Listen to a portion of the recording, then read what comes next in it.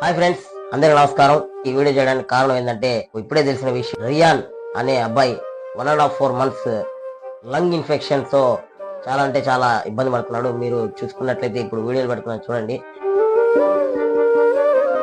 ఆ అబ్బాయి ఎంత ఇబ్బంది పడుతున్నాడో, అసలు ఎంత క్యూట్ గా ఎంత బాగున్నాడంటే ఆ అబ్బాయి. నాకే ఆ హాస్పిటల్ వీడియో చూసి కన్నీళ్ళు వచ్చాయన్నమాట. సో మీ అందరికీ సహాయం కోరుతున్నాను. సో కావాల్సిన వ్యక్తి, మనం ఎంతో బయట వేస్ట్ గా ఖర్చు పెడతా ఉంటాము.